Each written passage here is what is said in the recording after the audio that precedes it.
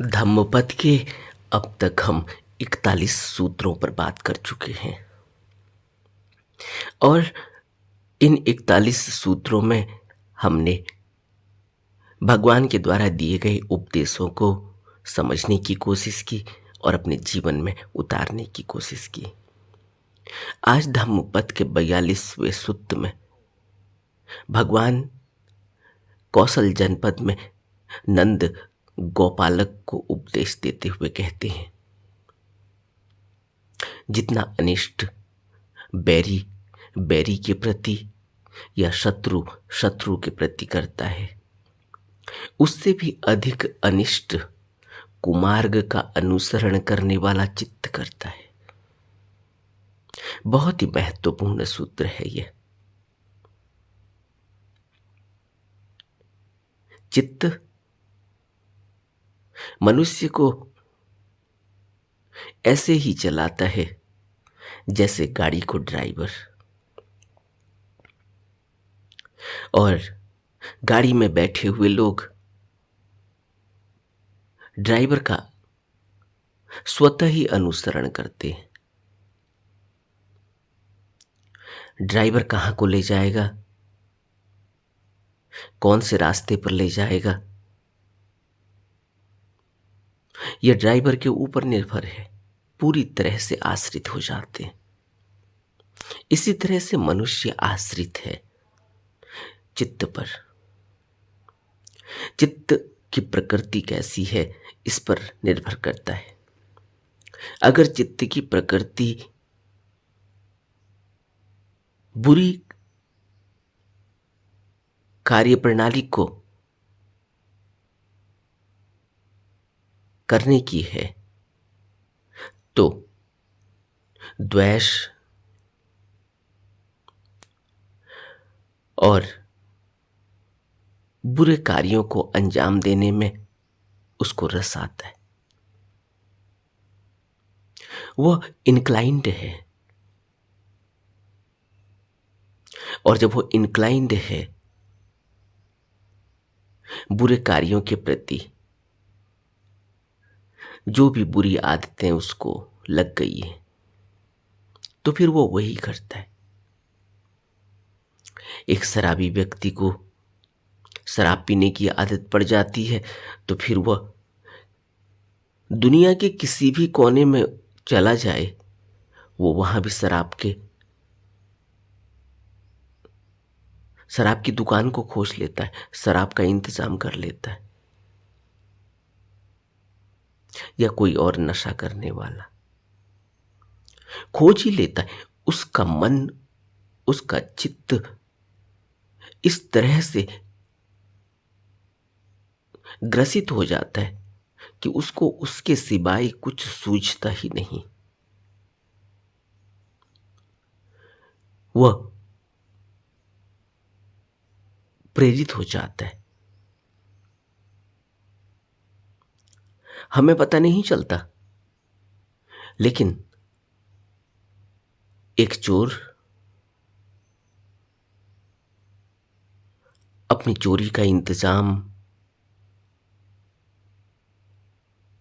कर ही लेता है। उसकी नजर वहीं टिकती है कि क्या चोरी का की जा सकती है, क्या चोरी करके पाया जा सकता है, कहाँ कुछ चोरी का सामान मिल सकता है। टेंडेंसी है। जब माइंड इस तरह से इंक्लाइंड हो जाता है, फिर वो स्वतः ही उस मार्ग पर आगे बढ़ता जाता है। बुद्ध यहां हमें कुमार्ग का अनुसरण करने वाले चित्त की बात कर रहे हैं, और यही चित्त जब भले मार्ग पर लगता है तो दुनिया के किसी भी कोने में वो व्यक्ति चला जाए, वह अपनी साधना, अपनी आराधना, अपने चित्त को उस मार्ग पर कैसे लगाया जा सकता है, वो उसके बारे में सोचने लगता है।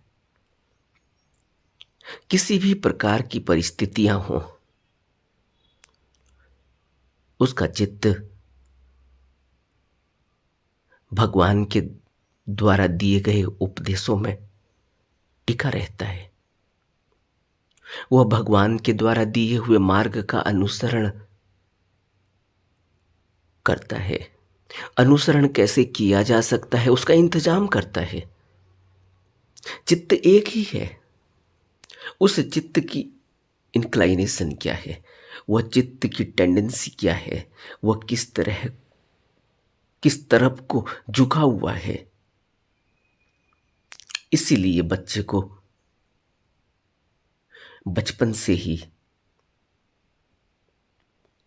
सही मार्ग दिखलाने के लिए, सही मार्ग पर लगाने के लिए माँ बाप इंतजाम करते हैं। अच्छे स्कूल में दाखिला दिलाते हैं, जहां उसको, उसके चित्त को जो भी प्रभाव पड़े वह सकारात्मक हो, वह उसको अच्छे मार्ग पर ले जाने के लिए हो, क्योंकि उससे उसके पूरे जीवन का मार्ग निर्धारित होगा। और वहीं स्कूल से अगर वह उन बच्चों के साथ अपना वक्त बिताने लगता है जो गलत मार्ग की तरफ लग गए, जिन पर उनके माँ बाप ने ध्यान नहीं दिया, जिन पर उनके स्कूल के टीचरों ने ध्यान नहीं दिया, तो फिर वह बच्चे, उनका चित्त गलत मार्ग की तरफ जाता है। यह चित्त गलत मार्ग पर न जाए, इसके लिए इंतजाम होता है। यह चित्त सही मार्ग पर जाए, इसके लिए इंतजाम होता है। प्रकृति है, जिस तरह से उसको ढाला जाएगा उस तरह से वह ढल जाता है। पारे की तरह है, बिल्कुल ही कोमल है, नूतन है, उसको उस ओर लगाना होता है, उसको उस आदत में ढालना होता है। सुमार्ग और कुमार्ग का अनुसरण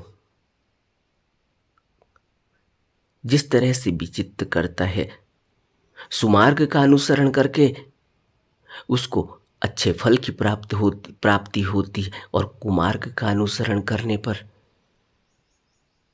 वह बुरी तरह से आहत हो जाता है, ग्रसित हो जाता है।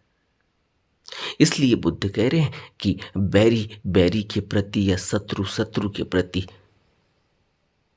जितना अनिष्ट या जितना गलत कर सकता है, उससे कहीं अधिक अनिष्ट, उससे कहीं गलत कुमार्ग का अनुसरण करने वाला चित्त करता है। क्यों?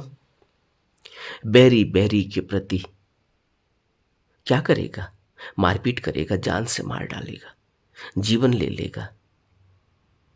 शत्रु शत्रु के प्रति भी क्या करेगा? उसके शरीर को आहत करेगा, उसका नुकसान करेगा। लेकिन कुमार्ग पर लगा हुआ चित्त केवल जीवन की बात नहीं है, जन्मों जन्मों की बात है। इससे अधिक अनिष्ट का क्या अर्थ है? अधिक अनिष्ट का अर्थ है कि संस्कार ऐसे लगेंगे चित्त पर कि जन्मों जन्मों तक पीछा करेंगे। संस्कारों से ही फिर उत्पत्ति होती है। इसलिए बुद्ध ने संस्कार शून्य की बात कही। संस्कार शून्य कैसे हुआ जा सकता है? बुद्ध कहते हैं कि न संज्ञा न असंज्ञा तक मनुष्य को पहुंचना होता है। संस्कार शून्य कैसे हुआ जा सकता है? कि बुद्ध कहते हैं कि इंद्रियों से, इंद्रिय विज्ञान से किसी भी प्रकार का प्रतिबिंब नहीं बनता। इंद्रियां देखती हैं लेकिन किसी भी प्रकार का कोई वाइब्रेशन नहीं होती, चित्त प्रभावित नहीं होता। ऐसी अवस्था में बुद्ध हमें ले जाना चाहते हैं जहां पर किसी भी प्रकार के इंद्रिय विज्ञान का असर चित्त पर न हो। चित्त अप्रभावित रहता है। आंख देखती है लेकिन चित्त प्रभावित नहीं होता। कान सुनते हैं लेकिन चित्त प्रभावित नहीं होता। नाक सूंघती है लेकिन चित्त प्रभावित नहीं होता। और अभी हमारी क्या स्थिति है? कहीं से बदबू आ रही हो और हम रास्ते से चल रहे हो, हमारा चित्त इतना प्रभावित हो जाता है, नाक बंद करेंगे, जल्दी से दौड़ लगाएंगे और यहां तक कि हमें उल्टी तक हो जाती है। चित्त प्रभावित हो रहा है। यहां तो बदबू आ रही है इसलिए चित्त प्रभावित हो रहा है, और यहीं कहीं किसी अच्छे भोजन की खुशबू आ रही हो, हम रास्ते से चल रहे हो, चित्त प्रभावित हो जाएगा। तब मुंह में पानी आने लग जाएगा और तब फिर हम उस भोजन को करने के लिए लालायित हो जाएंगे। फिर हम भूल जाएंगे कि हमें कितना खाना है, और अगर वो खाना न मिले फिर अपने को कोसेंगे कि हमारी यह स्थिति है कि हम खाना भी नहीं खा पाते। अच्छा, कान से कुछ सुन ले, कुछ अपशब्द सुन ले, किसी ने कह दिए हो तो चित्त प्रभावित हो जाता है, मारपीट हो जाती है। हम यह भी नहीं सोचते कि उसका चित्त तो प्रभावित है, उसका तो चित्त ही उस तरह से हुआ है, उसने तो दूसरे को कुछ न कुछ कहना ही है। लेकिन हमारा चित्त उससे ज्यादा प्रभावित हो जाता है। हम यह भी नहीं सोचते कि उसका चित्त जिस तरह से प्रभावित है वो वही कह रहा है, लेकिन उसके चित्त का प्रभाव कानों के द्वारा हमको हमारे अंदर चला जाता है और हम भी प्रभावित हो जाते। हमारा अपना कोई वजूद नहीं। हम बिल्कुल ही परतंत्र हैं, बिल्कुल ही कैदी हैं। और कैदी की तरह जो हम जीवन जी रहे हैं, इसमें हम कितना भी अच्छा खा लें, कितना भी अच्छा पहन लें, कितना भी अपनी बेड़ियों को सोने की बना लें, सोने की बेड़ियां पहन लें, उनको सजा लें, उनको रंगा लें, लेकिन सलाखों से बाहर हम नहीं आ पाएंगे।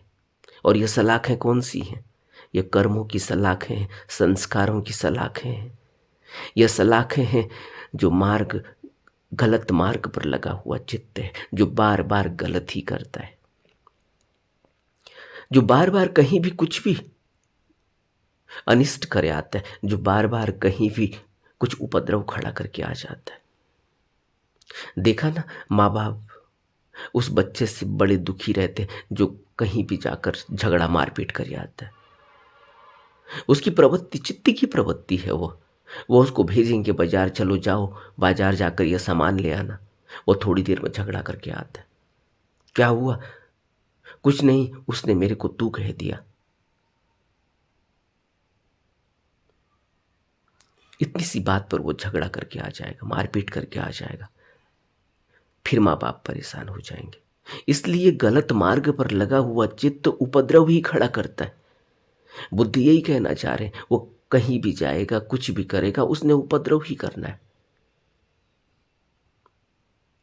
और जब तक हम अपने चित्त को नहीं समझेंगे, जब तक हम अपने चित्त की निगरानी नहीं करेंगे, तब तक यह चित्त हमारा किन संस्कारों से भरा हुआ है, किस तरह से यह व्यवहार कर रहा है, किस तरह से यह एक्ट कर रहा है, हमें पता ही नहीं चलता। क्यों? क्योंकि हम बिल्कुल ही बेहोशी वाली अवस्था में। बेहोश व्यक्ति को ही तो पता नहीं चलता। एक पागल गाली दे रहा हो, बेहोश व्यक्ति उसको दो थप्पड़ मार जाता है। उसको यह भी पता नहीं चलता कि यह पागल है, यह दिन भर ऐसी ही गाली बकता है। यह पागल है, इसके हाथ, इसके पाँव में चप्पल नहीं, इसके पास फटे पुराने कपड़े, इसके पास खाने का कोई सामान नहीं, पता नहीं कितने दिनों से उसने खाना नहीं खाया। वह किस तरह से व्यथित है, किस तरह से दुखी है। कहाँ उसका घर था, कहाँ से वो अपने घर से निकलकर, अपने घर परिवार, अपने बाल बच्चों को छोड़कर, या किस अवस्था में आज वो घर से निकला है और आज उसकी इतनी दुर्गति हो गई है, वो कुछ भी नहीं देखता। बेहोश व्यक्ति, उसको भी दो थप्पड़ मार जाता है, उसको भी गाली बक देता है, उसको भी पत्थर मार देता है। यह भी नहीं सोचता कि यह तो पागल है और मैं इसके साथ क्यों उलझ रहा हूं। इसी तरह से हम थोड़ी कुछ कर रहे हैं। हमारा मन, हमारा यह चित्त गलत मार्ग पर लगा हुआ चित्त, वो जहां जिस भी ऑफिस में जाए वहां जाके झगड़ा कर आएगा। कुछ दिनों नौकरी करेगा, फिर झगड़ा हो गया, फिर दूसरी नौकरी, वहां झगड़ा हो गया। इस तरह के लोग देखे होंगे तुमने। उनको कहीं भी भेजो, उन्होंने उपद्रव खड़ा करना है।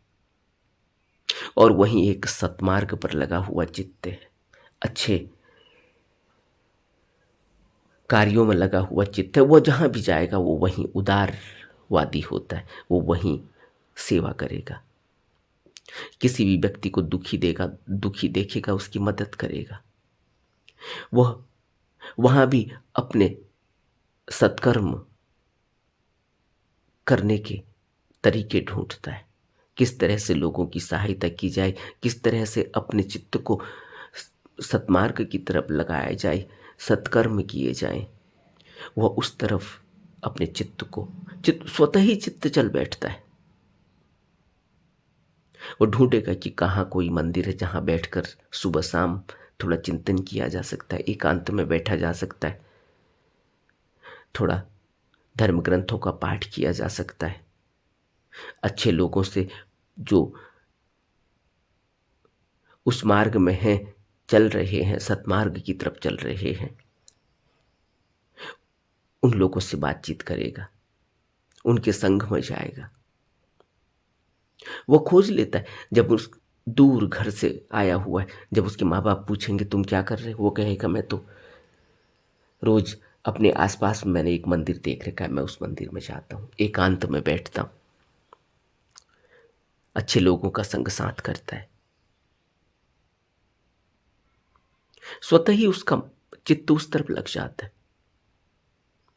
ऐसा ही है, बुद्ध के समय एक ऐसी ही घटना घटी। अनाथ पिंडक एक महादानी था और बुद्ध का उपासक था, भक्त था, श्रद्धालु था। उसकी बहुत सारी गायें थी, उसने गाय पाल रखी थी, बहुत गायें पाल रखी थी। और उन गायों की सेवा करने के लिए उसने एक गौपालक रखा हुआ था। उसको गौपालक कहते थे, उसका नाम नंद था। नंद गौपालक के नाम से वो प्रसिद्ध हो गया। उसका नाम नंद गौपालक पड़ गया क्योंकि वह गायों की सेवा करता था अनाथ पिंडक के यहाँ। और उसका अपना एक मकसद भी था, एक ध्येय भी था कि जब जब भी वो अनाथ पिंडक के घर जाता, वहां उसे तथागत सम्यक संबुद्ध के उपदेशों को सुनने का मौका अवसर मिलता था। वह तथागत को अपने घर पर भी बुलाना चाहता था।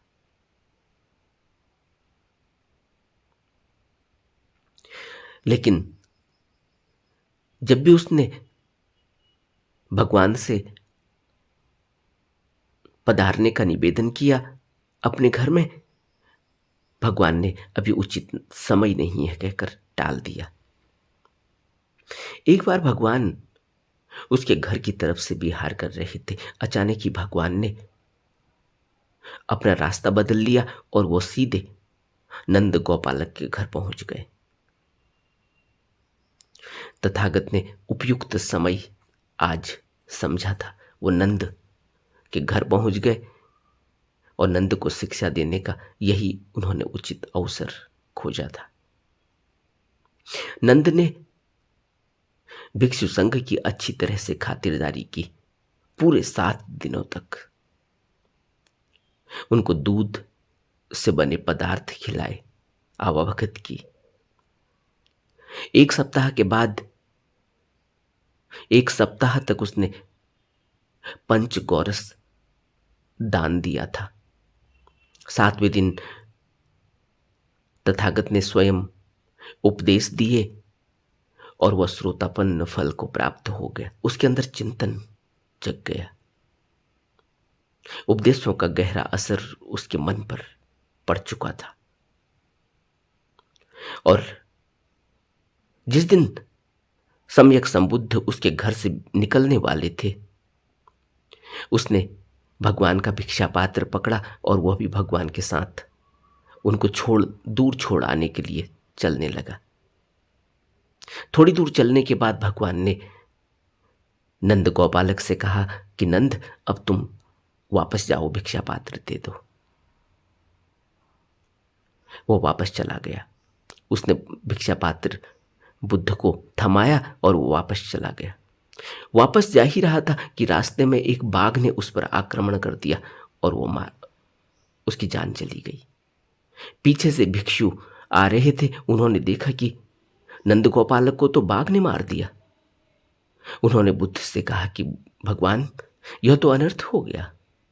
अगर आप उसके घर नहीं गए होते तो शायद उसकी जान बच जाती, वह नहीं मारा जाता। आज वह आपको छोड़ने के लिए आया, उसकी जान चली गई। तब बुद्ध ने कहा, भिक्षुओं, मैं जाता उसके घर या नहीं जाता, वो मृत्यु से नहीं छूटता। जिस कार्य को चोर या बैरी नहीं करते हैं, उसे इन प्राणियों के भीतर बुरा और झूठे मार्ग पर लगा चित्त करता है। बुद्ध सिर्फ मनुष्य के चित्त की ही बात नहीं करते, बुद्ध तो प्राणियों के चित्त की बात करते हैं। खूंखार जानवर के अंदर उस प्रकार का चित्त है। क्यों? क्योंकि उसके संस्कार वैसे हैं। उन संस्कारों की वजह से ही वो आज खूंखार जानवर बना है, बाघ बना, शेर बना, चीता बना। इसीलिए बुद्ध कहते हैं कि अधोगति को प्राप्त हो जाता है मनुष्य, नरक में चला जाता है। और जब वह उसकी दुर्गति होती है, जब वह उसकी अधोगति होती है, तो वह नीचे के योनियों में जाता है। जिस प्रकार का चित्त होता है उसी प्रकार से उसको शरीर मिलता है।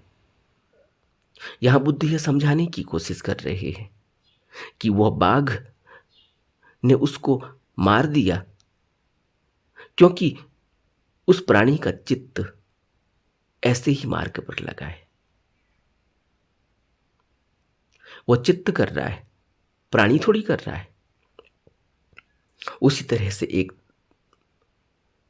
नीची योनि में आया हुआ प्राणी है जो इतना हिंसक नहीं होता, लेकिन उसके भी संस्कार ऐसे हैं कि वह नीची योनियों में आया। तब बुद्ध कहते हैं कि इन प्राणियों के भीतर बुरा और झूठे मार्ग पर लगा हुआ चित्त है जो यह कृत्य कर रहा है। इसलिए बुद्ध ने कहा कि भिक्षुओं, द्वेष करने वाला द्वेषी के साथ अथवा शत्रु के साथ कुछ भी करता है तो वह सोचता है कि उसका इससे भला होगा, परंतु वह नहीं जानता कि उसका खुद का चित्त गलत दिशा की ओर प्रेरित है और उसी प्रेरणा के कारण वह यह कर रहा होता है। एक व्यक्ति शराब पीता है, दूसरे व्यक्ति को अपने साथ में मिलाने के लिए उसको भी शराब दिखाता है, शराब पीने की प्रेरणा देता है। कोई व्यक्ति सिगरेट पीता है, दूसरे व्यक्ति को भी सिगरेट पीने की प्रेरणा देता है। कोई व्यक्ति मारपीट करता है, अपने मारपीट का बखान दूसरों के सामने करता है, दूसरों को भी उकसाता है कि तुम बिल्कुल ही बेकार हो, तुम्हें अपना हक लेना नहीं आता, तुम उस व्यक्ति को कुछ भी नहीं कहते। वो आंख उठाकर देख रहा है हमारी तरफ। क्यों? क्योंकि उसका चित्त पूरे समय यही सोचता रहता है कि कौन उसकी तरफ देख रहा है, कौन अभी ज़्यादा अकड़ दिखा रहा है, कौन अभी ज़्यादा कॉलर उठाकर चल रहा है, कौन अभी ज़्यादा गर्दन उठाकर चल रहा है, कौन। हमेशा ही उसका मन यही काम में लगा है कि किसके साथ मारपीट की जाए। वहीं दूसरा व्यक्ति है, वो जिसको भी देखता है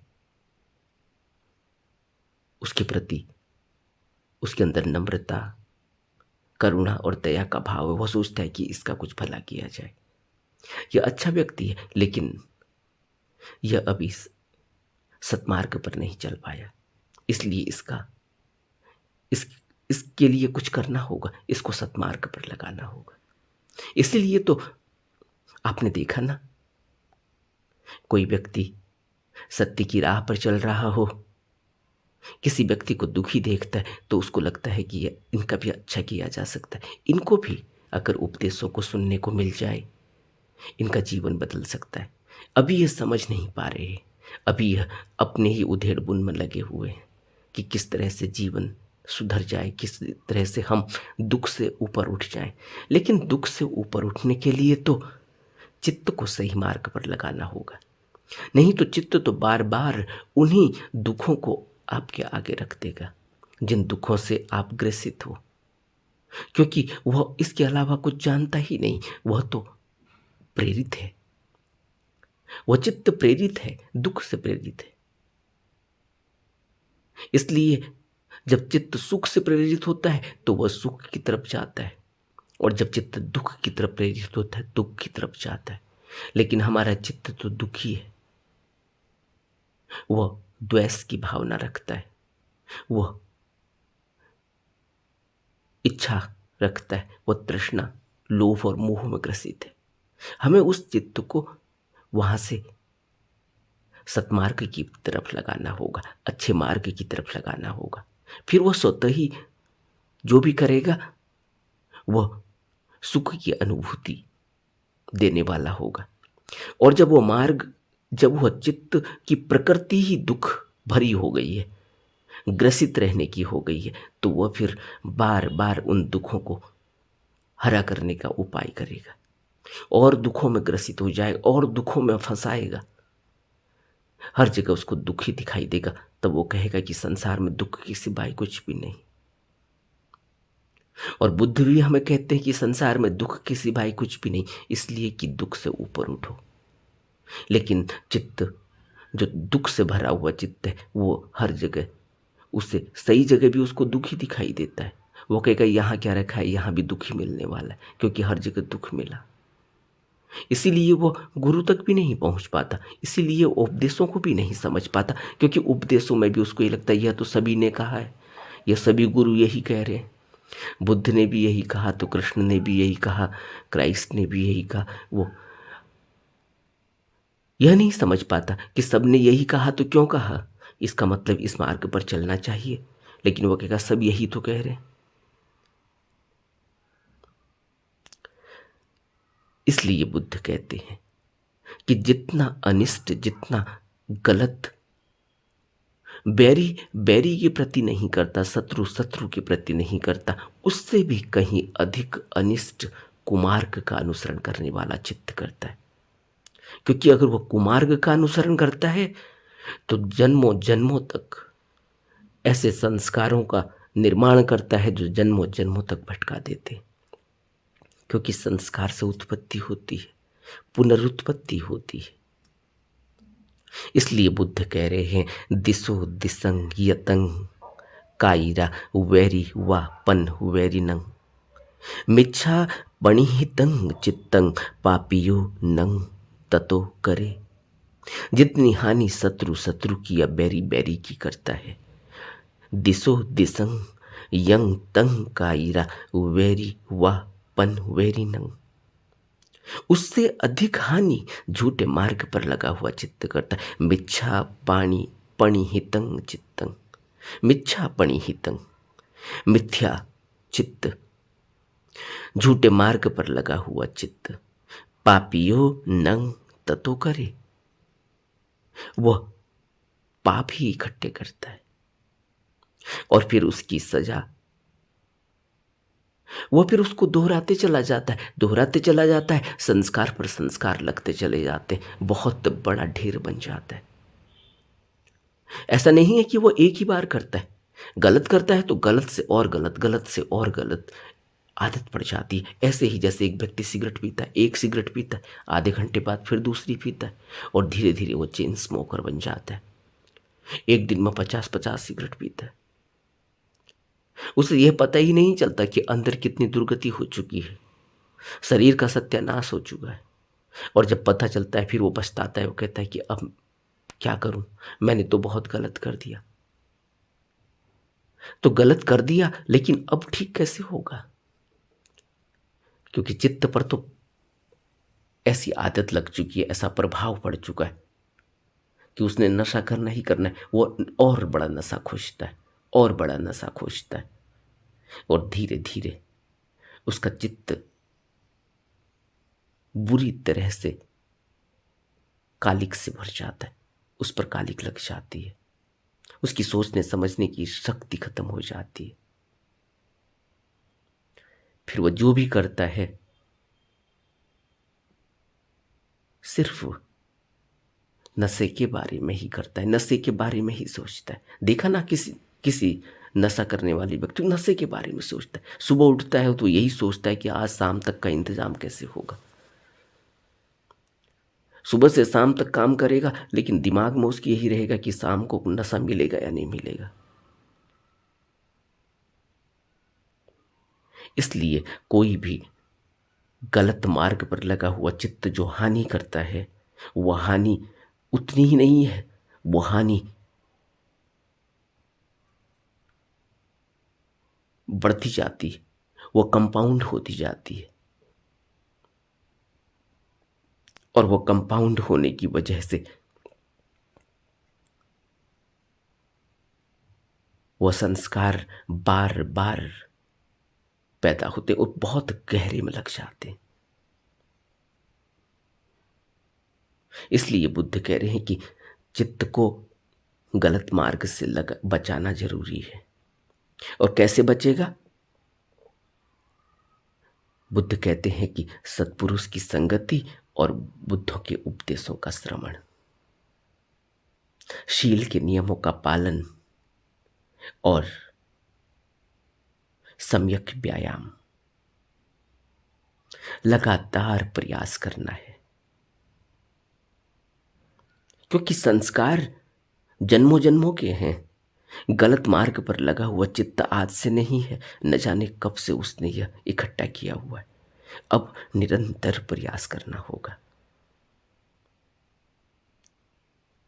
और धीरे धीरे सब संस्कार धुल जाएंगे। बुद्ध हमसे यह भी कहते हैं कि हर व्यक्ति चाहे वो कैसा भी हो, वह सत्य का हकदार है, धम्म का हकदार है। धम्म को पाया जा सकता है, सत्य तक पहुंचा जा सकता है। हमें विचार करना चाहिए। नमो बुद्धाय।